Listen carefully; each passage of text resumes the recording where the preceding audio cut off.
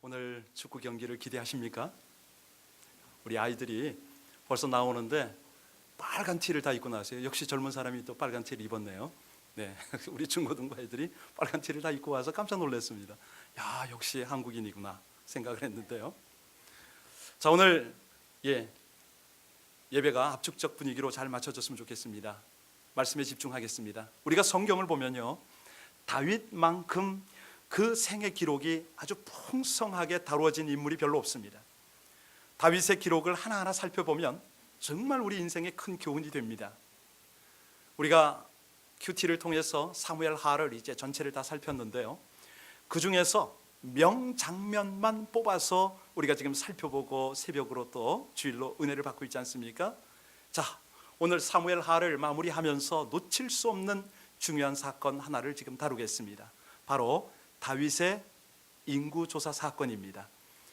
다윗이 훌륭한 신앙임에도 불구하고 연약한 인간일 수밖에 없음을, 죄인일 수밖에 없음을 보여주는 그런 말씀 아니겠습니까? 자, 그런데 이 말씀을 통해서 우리는 하나님이 계속 강조하시는 메시지를 확인해야만 합니다. 우리가 성경 전체를 보면서 다윗과 훌륭한 인물들을 대할 때에 아무개가 이러이러한 점이 훌륭했다, 그러니까 우리가 이렇게 본받자, 이런 교훈을 받을 수가 있습니다. 그런데 정말 중요한 핵심은 본질 아닙니까? 하나님의 뜻, 하나님의 메시지가 무엇이냐, 이걸 보는 겁니다. 하나님은요, 그 인물에게, 아니 오늘을 살아가는 저와 여러분에게 어떤 분인가, 이것을 확인하는 것이죠.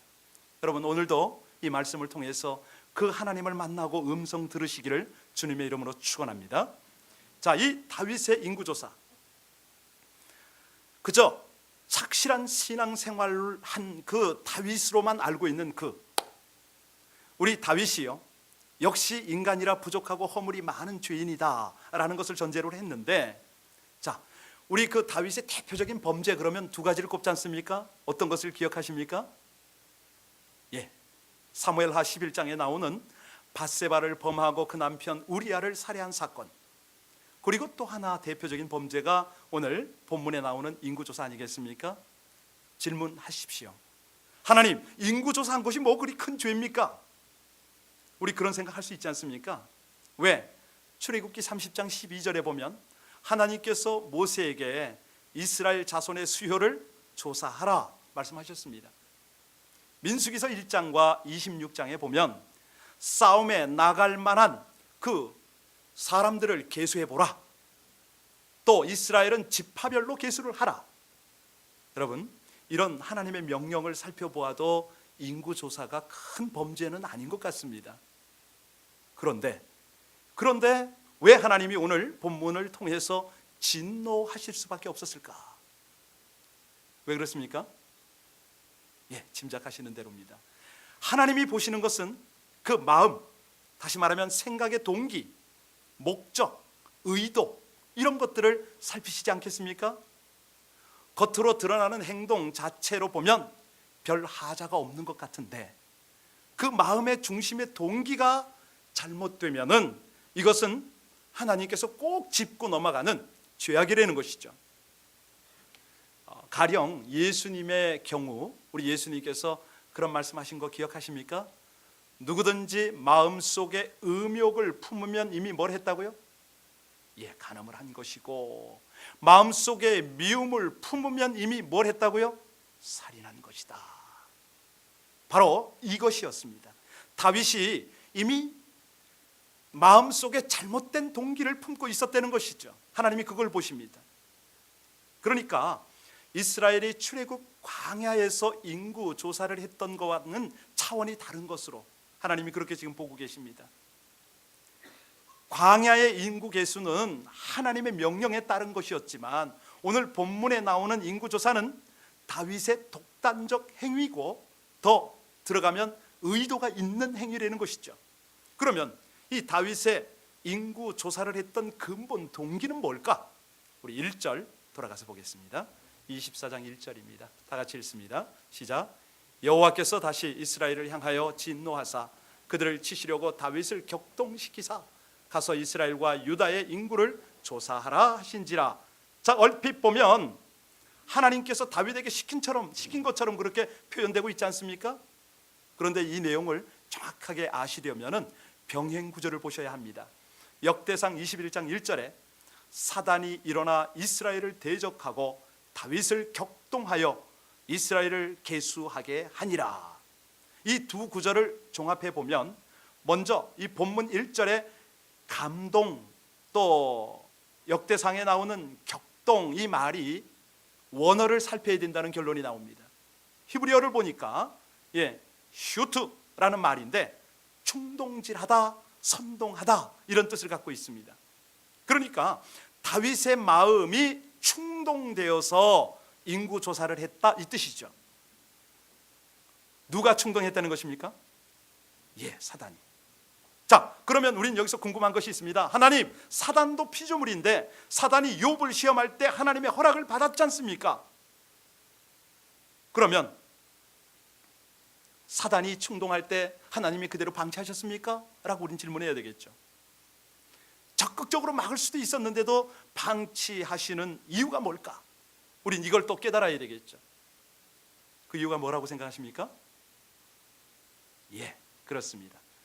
하나님은 다윗과 그의 백성들의 신앙이 변질되고 있는지, 아니 기회를 따라서 그들의 신앙을 바로 잡아 주셔야만 하는 그런 입장에 계셨던 것이죠.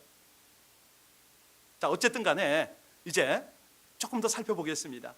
다윗의 동기가 잘못되어 있었던 것, 이것은 3절을 보시면 우리가 확인을 하는데요. 요압이, 그 다윗의 군대 장관 요압이 다윗 왕의 명령에 반발한 걸 보면 금방 알 수가 있습니다. 우리 3절 같이 읽겠습니다. 시작. 요압이 왕께 이르되 이 백성이 얼마든지 왕의 하나님 여호와께서 100배나 더하게 하사 내 주 왕의 눈으로 보게 하시기를 원하나이다. 그런데 내 주 왕은 어찌하여 이런 일을. 여러분, 평소 신앙 그러면 다윗이 좋았습니까? 요압이 좋았습니까? 비교할 수가 없지요. 그런데 요압이 보기에도 이 다윗이 정상이 아니었던 것입니다. 지금까지 그 수많은 적을 물리치고 나라가 강성대국이 된 것은 전적으로 하나님의 은혜인데, 마치 다윗의 능력을 따라서 다윗의 군사력으로 승리한 것처럼 숫자 놀이를 하고 있는 그 모습을 보고 마음에 들질 않는 거예요. 지금 군사의 수를 조사해서 어쩌자는 거예요? 자기를 과시하는 거 아닙니까? 미래를 준비하고 싶다는 그 의도 아니겠습니까? 그런 잘못된 모습을 보니까 4절에 보십시오. 자, 4절에 어떤 내용이 나옵니까? 시작. 왕의 명령이 요압과 군대 사령관들을 재촉한지라 요압과 사령관들이 이스라엘 인구를 조사하려고 왕 앞에서 물러나. 계속 넘겨주세요. 여기 보니까 왕의 명령이 요압과 군대 장관들을 재촉했다라는 내용이 나오죠. 다윗은요 완전히 사단의 시험에 지금 사로잡혀 있습니다. 그 충신의 충언이 귀에 들어오질 않습니다. 왜요? 마음에 욕심이 가득하니까. 아무도 못 말리는 겁니다. 여러분, 야고보서에 그런 말씀 기억하세요? 사람이 시험 받을 때 내가 하나님께 시험 받는다 하지 말라. 하나님은 악에게 시험을 받지도 아니하시고 친히 아무도 시험하지 아니하시느니라. 오직 각 사람이 시험 받는 것은 왜 받는다고요? 자기 욕심에 끌려서 미혹됨이니라고 말씀합니다. 여러분, 한번 생각해 보세요. 다윗이 잘 나갈 때에, 그저 태평할 때 어떤 일을 벌였습니까? 밧세바 사건이 일어났지 않습니까? 방심한 나머지 교만해졌습니다. 이게 남의 얘기입니까? 아니거든요. 꼭 우리 얘기입니다. 신앙생활이야 그런 대로 했겠지만 하나님을 경외하는, 하나님을 사랑하는 마음이 빠져버리면 이렇게 한심스럽게 전락을 합니다. 어려울 때는요 긴장합니다. 그래서 잘 넘어지질 않습니다. 그런데 기껏 어려울 때를 잘 넘기고 나면, 조금 뭐가 형편이 풀릴만 하면 방심하지요. 여지없이 교만으로 넘어지곤 합니다. 아니, 승리의 도처에 있다가 자신만만해 있다가 이제 실패의 길로 접어들기 시작한다는 것이죠. 여러분 잘 아시는 자수성가라는 뜻이 뭡니까? 어렵던 사람이 자신의 힘으로 열심히 노력해서 성공했다, 뭐 이런 뜻 아니겠습니까? 자기 손으로 성공했습니다. 집안을 일으켰습니다. 정말 귀하죠. 본인이 노력한 건 참 인정할 만합니다. 그런데 정말 그러냐 이거죠. 아닙니다. 중요한 것은 하나님의 은혜가 있었기 때문에 가능했고 하나님이 도와주셨기 때문에 그 일이 이루어졌는데 이걸 망각하면 안 된다는 것 아닙니까? 시편 127편 1절에 여호와께서 집을 세우지 아니하시면 세우는 자의 수고가 헛되며 여호와께서 성을 지키지 아니하시면 파수꾼의 경성함이 허사로다. 그래서 사실은 자수성가보다는 신수성가하는 저와 여러분들 되시길 주의 이름으로 축원합니다. 그렇습니다. 하나님의 손으로 이루셨습니다. 더 신앙적이죠. 안타깝게도 다윗이 바로 이 점을 놓쳤습니다. 실수했습니다. 인구조사, 정확하게 말하면 군인의 수를 조사함으로써 자기 공로와 능력을 과시하고 더 나아가서 세금도 잘 걷고 미래도 번영할 것이고 뭐 어떤 이런 주장을 하려는 불순한 동기가 있었던 것이 분명합니다. 아니 인간적으로 보면 그러면 합니다. 우리 9절 한번 넘겨서 보시면요, 한국의 군인 장병이 60만으로 비교해서 한번 읽겠습니다. 시작. 요압이 백성의 수를 왕께 보고하니 곧 이스라엘에서 칼을 빼는 담대한 자가 80만 명이요 유다 사람이 얼마입니까? 도합? 한국 국방병력의 배가 넘습니다. 대단한 거죠. 여러분, 사무엘하 15장을 보면요, 사울이 전쟁에서 승리한 후에 뭘 합니까? 자기 기념비를 세우는 사건이 나오지 않습니까? 한마디로 하나님의 은혜를 무시했습니다. 말씀에 불순종했습니다. 자기 기념비 세운 것이죠. 얼마나 교만한 모습을 하나님이 그렇게 미워하셨는데 오늘 본문의 다윗이 그 모양이 된 겁니다. 우리 하나님이 제일 싫어하시는 것이 뭐라고요? 교만입니다. 하나님을 무시하고 감사치 않는 마음이죠. 잠언 16장에 교만은 패망의 선봉이요 거만한 마음은 넘어짐의 앞잡이니라. 아니 그 크고 웅장한 여리고 성을 점령한 이스라엘이 작고 초라한 아이성 앞에서 무너진 것은 왜 그렇습니까? 예, 하나님의 능력으로 승리한 것을 새까맣게 잊어버리고 인간적으로 어떻게 한번 해보려다가 당하는 거 아닙니까?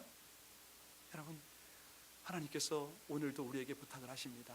그런즉 선줄로 생각한 자는 넘어질까 조심하라. 신앙은 절대 자랑할 것이 못 된다는 것이죠. 겸손하게 늘 깨어 있으라는 말씀입니다. 누구도 보장할 수가 없으니까. 신앙 안에서는 영적 공주병이 있고 영적인 왕자병이 있을 수가 있는데 이걸 문제 삼는다는 말씀입니다. 자, 그런데 참 오늘 본문에서 하나님이 우리를 교훈하시는 귀한 이 교훈이 있으니 13절입니다. 다윗이 교만한 모습을 보이니까 갓 선지를 통해서 하나님께서 어떤 징계를 하십니까? 우리 13절 다 같이 내용을 생각하면서 읽으시기 바랍니다. 13절, 본문이 안 뜹니다. 성경 보셔야 됩니다. 우리 같이 성경 읽겠습니다. 시작. 가시 다윗에게 이르러 아뢰어 이르되 왕의 땅에 7년 기근이 있을 것이니까 혹은 왕이 왕의 원수에게 쫓겨 석 달 동안 그들 앞에서 도망하실 것이니까 혹은 왕의 땅에 사흘 동안 전염병이 있을 것이니까 왕은 생각하여 보고 나를 보내신 이에게 무엇을 대답하게 하소서 하는지라. 다윗에게 세 가지 초이스가 주어졌죠. 7년, 흉년, 석 달, 대적에게 쫓기는 생활, 3일, 온역. 자, 다윗은 어떤 걸 택했습니까? 3일짜리를 택했습니다. 직접 하나님께로부터 징계 받겠다는 것이죠. 자, 결과는 15절에 나왔는데 우리 15절 함께 읽겠습니다. 시작. 이에 여호와께서 그 아침부터 정하신 때까지 전염병을 이스라엘에게 내리시니 단에서부터 부엘셀바까지 백성의 죽은 자가 몇 명이요? 엄청난 비극입니다. 아니 이 온역이라는 질병이 몰려왔는데 죽는 자가 7만 명이면 아프고 고통 가운데 있는 자가 수발하는 자가 몇 명이겠습니까? 이스라엘의 인구가 얼마인지 우리는 정확하게 알 수가 없었지만 이 7만 명이라는 것은 어마어마한 것입니다. 여러분, 이때 다윗이 무엇을 느꼈을까요? 하나님의 통치하심을 절절하게 느끼지 않았겠습니까? 다윗 그래도요, 이렇게 교만할 때는 교만하지만 그도요, 인성은 대단했습니다. 밧세바와의 낳은 아들이 죽으려고 하니까 어찌했습니까? 금식하고 기도했지 않습니까? 압살롬에게 쫓기면서 그가 어찌했습니까? 통곡을 하지 않았습니까? 여러분, 7만 명이 죽어가 나가는 이 시신의 모습을 보고 다윗의 심정이 어땠을까요? 아마 뼈저리게 느꼈을 것입니다. 자신의 왕권, 군사력, 백성의 수, 이런 것들이 재산인 줄 알았는데 이것이 착각이었구나, 철저히 회개했을 것입니다. 10절을 보시면요, 심히 자책하고 죄를 통해 자복했다, 이런 내용이 나오고 14절에도요, 하나님이 주시는 매를 달게 받겠노라, 이 진노를 내가 진노의 징계를 감당하겠노라 고백을 합니다. 여러분, 이까지 우리가 쭉 오늘 본문의 배경을 좀 구체적인 내용들을 살폈는데 어떤 느낌이 드십니까? 우리 인간들의 소유, 그것이 어디로부터 왔을까? 다 하나님께로부터 온 거 아닙니까? 아무리 대단한 것처럼 보이는 것이 있을 수가 있습니다. 그런데 하나님 앞에서는 아무것도 아니다. 하나님이 손 한번 대시면, 걷어가시면 당장이라도 헛것이다, 우리가 철저히 깨닫습니다. 다윗이 재산과 군사력을 자랑했지만 하나님이 손 대시니까 당장 뿌리째 흔들리지 않았습니까? 정말 인생이라는 것은 아무것도 아닙니다. 여기서 분명히 하나님 앞에 고백드려야 될 것은, 하나님을 떠나서 많은 것을 소유하고 형통하다 하더라도 그것이 대수냐 이거죠. 별거 아닙니다. 오직 이 모든 천하 만물의 주관자가 되시고 구원주가 되시고 우리의 성가대 찬양처럼 산성이여 보호가 되신 그 하나님 한 분만 모시면 이 모든 것은 여러분의 것이 될 줄로 믿습니다. 그러면 오늘 우리가 접근해야 됩니다. 어찌하여야 이 세상 유혹에 흔들리지 않고 사단의 이 간궤에 넘어가지 않고 미래에 대한 두려움이 없이 살 수 있을까? 가장 중요한 것은요, 결론처럼 하나님이 우리에게 깨닫게 하십니다. 긍휼을 구하는 인생을 살아라. 여러분, 어떨 때에 긍휼을 구하게 됩니까? 나를 살필 때, 내가 나를 볼 때, 아무리 목사지만 처절한 죄인임에 불과함을 깨달을 때, 아니 하나님의 한낱 피조물에 속한 수밖에 없는 그것을 알 때에, 아니 나에게 가져진 것이 모두가, 그 소유가 한낱 머리핀이나 목걸이 같은 그것도 가짜 액세서리에 불과한 것으로 깨달을 때, 그럴 때 저 한번 보세요. 제가 건강체질이라고 자랑했던 사람 아닙니까? 그런데 하루아침에 급성 담남염에 걸려버립니다. 방법이 없습니다. 연약합니다. 그러니 겉으로 보이는 내 모습을 부정할 수가 있어야 된다는 것이죠. 나는 아무것도 아니라는 것입니다. 여기 7만 명이 단 한순간에 죽었다고 그랬습니다.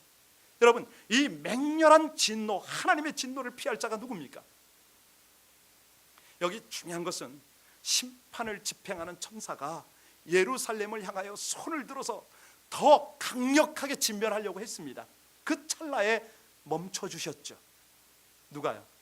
하나님이 막아주셨습니다. 그러면 왜 진노를 그치고 심판을 멈추게 하셨을까 궁금하지 않습니까? 그것을 오늘 본문은 우리에게 하나님의 긍휼이다 라고 설명을 합니다. 하나님이 우리를 불쌍히 여기셨기 때문이라는 거죠. 여러분, 하나님은 죄에 대해서는 어떤 하나님이십니까? 공의로운 하나님이시기 때문에 반드시 묻습니다. 진노하십니다. 그런데 동시에 긍휼을 베푸시려고 기다리는 분이 바로 하나님이시라는 거죠.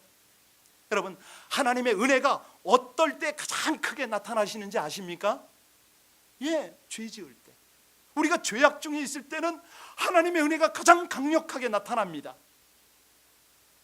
그런데 긍휼은 언제 구하는 겁니까? 징계를 받는 중에도 긍휼은 구해야 합니다. 바로 이것이 하나님께서 오늘 우리에게 당부하는 부탁이기도 합니다.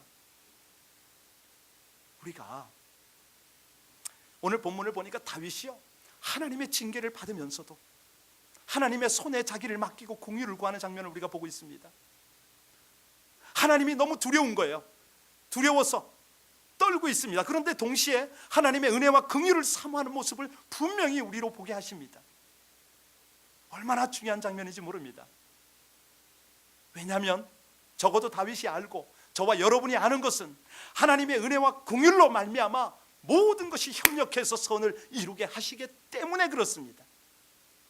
하나님은요, 먼저 우리의 마음의 동기를 점검하십니다. 그리고 지은 죄가 있을 때는 징계를 하십니다. 사랑하니까, 사생자가 아니니까. 그때마다 하나님의 긍휼을 구하고 하나님의 중심에 다가오는 그런 삶 살기를 하나님이 얼마나 기대하십니까? 이런 겸손함으로, 하나님의 긍휼을 구하는 겸손함으로 늘 주님과 동행하시는 저와 여러분들 되시길 주의 이름으로 축원합니다.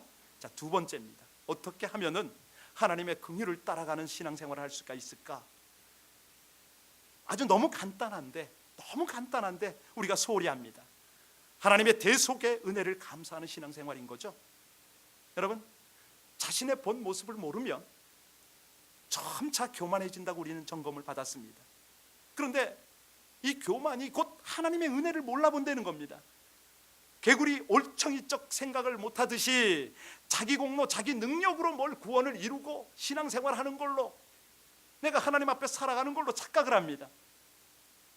여러분, 후회와 회개가 좀 다른 거 아세요? 후회와 회개의 차이가 뭘까요? 어제 큐티집을 잘 보세요. 사람이 길을 가다가 내가 왜 이렇게 잘못 왔지? 내가 왜 이 짓을 저질렀지? 처절하게 웁니다. 깨닫습니다. 내가 미쳤지, 내가 잘못했지. 대성통곡을 합니다. 이걸 보고 뭐라고 그래요? 후회라고 그럽니다. 그런데 회개는 어떻게 다릅니까? 그렇습니다. 회개라는 것은 깨닫는 데에서, 우는 데에서 멈추지 않습니다. 방향을 바꾸는 것이죠. 하나님을 향하는 것이죠. 삶을 바꾸는 것이죠. 여러분, 우리가요, 회개를 했습니다. 회개를 했는데 그 회개가 죄를 없애는 겁니까? 절대 아닙니다. 착각하면 안 됩니다. 어떤 사람은 내가 회개했으니까 내 죄가 다 없어졌겠지. 여러분, 회개보다 더 중요한 거 아시죠? 뭡니까? 오직 예수 그리스도 그 보혈의 십자가입니다. 주님의 보혈입니다. 하나님의 진노가 내려오다가도 무엇 때문에 진노가 멈춘다고요? 그렇지요. 우리 주 예수 그리스도 십자가 그 보혈의 공로 때문에 진노가 멈추는 것이죠. 바로 그겁니다. 하나님이 우리의 회개보다 뭘 보셔요?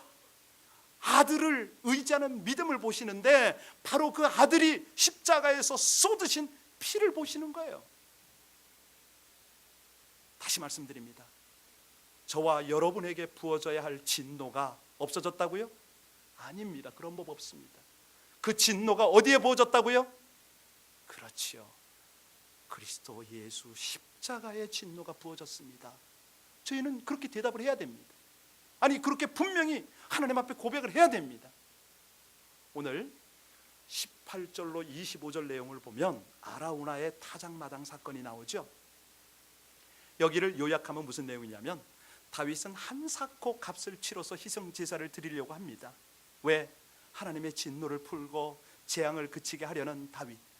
그런데 이 아라우나는요, 아니라는 거죠. 자신의 희생 제사에 필요한 모든 재물을 내가 되겠다고. 왜? 우리 집이니까. 그런데 다윗은 단호합니다. 뭐라고 그럽니까? 자신이 값을, 범죄로, 자신의 죄값을, 자신의 그 범죄로 인한 재앙을 내가 스스로 값을 치러야 되는 거 아니냐. 그리고 희생제사를 드렸습니다. 하나님은 다윗의 희생제사를 받으시고 재앙을 그치셨습니다. 그런데요, 여러분, 이 아라우나의 타작마당이 어떤 곳인지 혹시 아세요? 신묘막측해요. 이 아라우나의 타작마당이 어떤 곳이냐? 바로 이곳이요, 이삭을 대신해서 순양이 준비된 모리아산이라는 거예요. 여호와 이레의 산이라는 것이죠. 아니, 훗날 하나님이 임재하시는 솔로몬의 성전이 세워진 곳인 것을 아십니까? 기가 막히죠. 또한 그곳에 예수 그리스도께서 우리를 위하여 대속하시려고 십자가에 못 박혀 죽으신 바로 그곳입니다. 이런 일이 어떻게 있습니까? 이런 일이 하나님이 하시니까, 하나님의 긍휼이 여기 있으니까 이런 은혜를 받지 않습니까? 이 자리에 함께 하시는 저와 여러분이 바로 이 감당할 수 없는 하나님의 은혜를 입은 자임을 믿으시길 바랍니다. 이걸 어떻게 우리가 말로 입으로만 감사를 하겠습니까? 여러분, 이 긍휼이라는 단어를 잘 이해하셔야 되는데요, 이 긍휼이라고 표현하신 이 긍휼, 멀시, 자비로우심이에요. 우리가 생각하는 그런 깊이, 농도보다는 더 깊습니다. 진합니다. 정말 이해하기 힘들 정도예요. 아니, 공의로우신 하나님께서 어쩌자고 이렇게까지 자비를 베푸실 수 있을까 생각을 합니다. 심지어 악인들에게조차 베푸시는 이 하나님의 긍휼, 이것은요 우리가 생각하는 짐작보다는 차원이 다릅니다.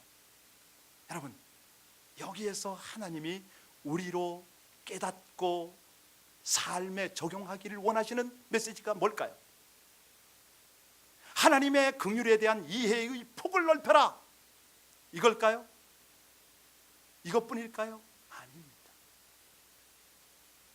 적어도 우리 주변의 이웃과 가족과 성도들을 향해서 너희도 긍휼의 마음을 품어라, 이 뜻이 있음을 믿습니다.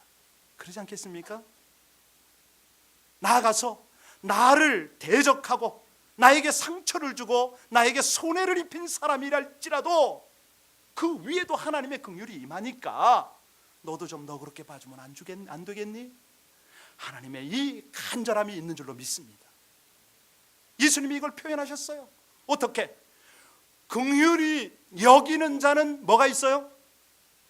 복이 있나니. 저희가 어떻게 여김을 받아요? 그렇습니다. 네가 남을 긍휼히 여겼느냐? 내가 너도 긍휼히 여긴다. 긍휼히 여김에 복이 있는 것이죠. 한번 여러분의 생애를 한번 회고해 보십시오. 얼마나 많은 고비고비가 있었습니까? 얼마나 많은 시련이 있었습니까? 학업으로 얼마나 많은 말 못할 어려움이 있었습니까? 질병으로 사경을 헤매던 날도 있었습니다. 사업에 어려움을 겪어서 절망 중에 있었던 때도 있었고요. 괜히 사람들에게 미움받고 따돌림 받아서 눈물 흘리던 날들도 있었지 않습니까? 그 숱한 어려움 속에서도 여러분을 붙잡아주고 건져주신 그 하나님의 은혜와 긍휼을 잊지 마시기를 주의 이름으로 축원합니다. 물론 어떤 분은 그렇게 고백을 하더라고요. 저는 평탄한 인생 살아왔는데요. 여러분, 그런 분 중에는요, 자신은 하나님의 특별한 도움을 받은 적이 없다고 생각하실지 모르지만 그건 아닙니다. 만약에 늘 평탄했다면 더 큰 은혜를 받은 것이에요. 절 보세요. 절 쓸데없는 목사라고 떠들고 다니고 있는데, 여러분, 이게 뭐냐면요, 지금 요즘에 저 지방분 잘 먹지 말랍니다. 소화 안 되니까 조심해요. 근데 여러분들 잘 드십니까? 가리는 거 없습니까? 잘 배출하십니까? 이것이 복인 줄로 믿습니다. 그렇잖아요. 얼마나 감사합니까? 건강한 모습으로 지금 이 자리에서 예배를 드리는 여러분들이 하나님의 큰 은혜를 입은 것이라는 거죠. 자, 그러면 오늘 솔직히 우리 하나님 앞에 고백할 순서입니다.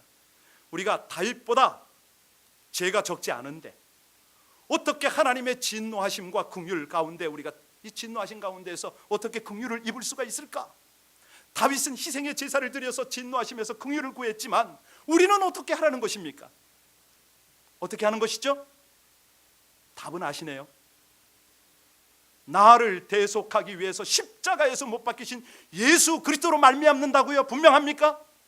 아멘입니다. 바로 그 믿음이죠. 오직 그 믿음으로 우리 주님의 죽음에 참여할 수가 있습니다.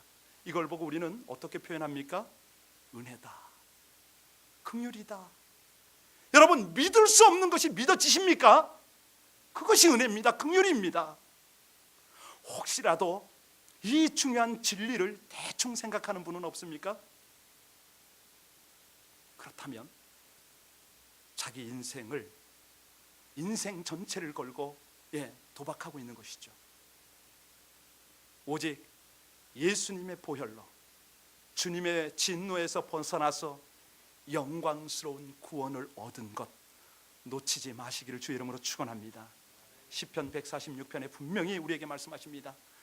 방백들을 의지하지 말며 도울 힘이 없는 인생도 의지하지 말지니 그 호흡이 끊어지면 흙으로 돌아가서 당일에 그 도모가 소멸하리로다. 자신이나 세상 것 의지하면 반드시 실망할 때가 온다는 것이죠. 여러분, 재물이 인생 책임져 줍니까? 사람들이 책임져 줍니까? 물론 재물이 필요하긴 하지만 죽기 직전까지만 유익합니다. 사람들이요, 장례식까지만 따라와 줄 수가 있습니다. 그런데 내가 죽는다면 그 이후부터는 그 어떤 것도 도움이 전혀 될 수가 없습니다. 여러분, 오늘 이 메시지를 우리 마음에 받고 결단해야 되는 이유가 뭡니까? 저 세월호가 차디차고 어두운 그 밤바다 속으로 침몰했듯이 자칫하면 우리 신앙이 침몰될까 염려가 되어서 하나님이 이 메시지를 주시는 거 아닙니까? 여러분, 오직 예수입니다. 이 세상에서도 죽음 너머에서도 내세도 우리의 완전한 도움은 예수님이신 줄로 선포합니다. 오늘 우리 함께 기도할 때 하나님의 은혜를 감사합시다. 진노 중에도 하나님 긍휼을 잊지 마옵소서. 우리 기도합시다. 하나님은 말씀하십니다. 나는 은혜 줄 자에게 은혜를 주고 긍휼히 여길 자에게 긍휼을 베푸니라 말씀하십니다. 하나님, 염치가 없습니다. 기도할 염치조차 없지만 이 죄인 위에서 아들 내어주신 저의 이해로는 불가능한 하나님의 은혜와 긍휼을 의지할 것입니다. 잠자는 마음을 깨워 주옵소서. 위기 가운데 있는 것을 알게 하여 주옵시고 주님 앞에 겸비함으로 은혜를 구하고 자비와 긍휼을 구하는 믿음의 백성이 되게 하여 주옵소서. 우리 이 시간 함께 다 같이 오늘 말씀을 생각하며 통성으로 기도하십니다.